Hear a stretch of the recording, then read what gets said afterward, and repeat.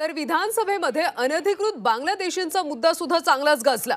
मुंबईमध्ये स्विगी झोमॅटोमध्ये बांगलादेशी मुलं काम करत असल्याचा आरोप आमदार मनीषा चौधरी यांनी केला। तसंच झोपडपट्टी भागात सुद्धा बांगलादेशी अनधिकृतपणे राहत असल्याचा आरोप देखील त्यांनी केला।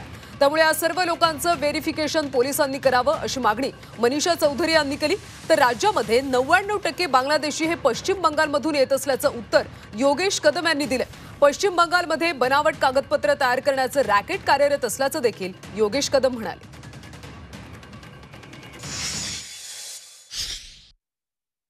मोदे मुंबईमध्ये झोमॅटो, स्विगी, ब्लिंकिट अशा अनेक तरुणांना नोकऱ्या देणारे एजन्सी आहे।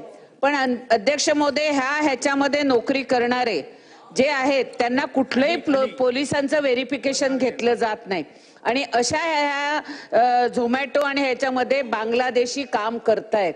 जसं नर्सरीमध्ये जो बांगलादेशी होता त्याला आम्ही पकडलं, पण मालकाने पोलिसांकडनं एनओसी न घेतल्यामुळे मालकाला सुद्धा माहिती नाही का बांगलादेशी आहे। त्यामुळे सरकार, माझा स्पेसिफिक प्रश्न आहे की मुंबईमध्ये जे मोठे प्रोजेक्ट काम करतायत त्या मोठ्या प्रोजेक्ट वरती काम करणारे जे कामगार आहेत ह्यांचं सुद्धा पोलीस व्हेरिफिकेशन तुम्ही घेणार का? डॉक्युमेंट्स जे बनवण्यासाठी ह्यांना जे एजंट मदत करतात, पण हे सगळे डॉक्युमेंट्स अध्यक्ष महोदय 99% डॉक्युमेंट्स हे पश्चिम बंगालमधले हे डॉक्युमेंट तयार करून आणतात। हे काही महाराष्ट्रामध्ये ह्यांना डॉक्युमेंट दिले जात नाहीत। हे पश्चिम त्या फक्त काही असं ठराविक डॉक्युमेंट्स ज्यांनी महाराष्ट्रामध्ये तयार करून दिले होते, ज्यांनी जन्म दाखला दिला अशा आपण नायब तहसीलदारांना देखील आपण निलंबित केलं होतं। आपल्या सर्वांना त्याची कल्पना आहे। पण अध्यक्ष महोदय 99% डॉक्युमेंट्स हे पश्चिम बंगालमध्ये हे तयार करतात आणि ह्यांचे काही एजंट्स आहेत। शेवटी मग त्यांचा नातेवाईक आणायचा, मग इथे आला की तो वसतो, मग पुन्हा त्याचा दुसरा नातेवाईक आणायचा।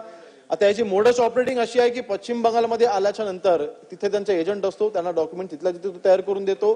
पश्चिम बंगालच्या डॉक्युमेंटवरनं ते महाराष्ट्रामध्ये येतात आणि व्हॅलिड काही केसेसमध्ये त्यांचं आधार कार्ड जे आपलं आधार कार्ड बारकोड असतो तो बारकोड देखील स्कॅन होतो। अधिकृत आधार कार्ड त्यांच्याकडे आहे।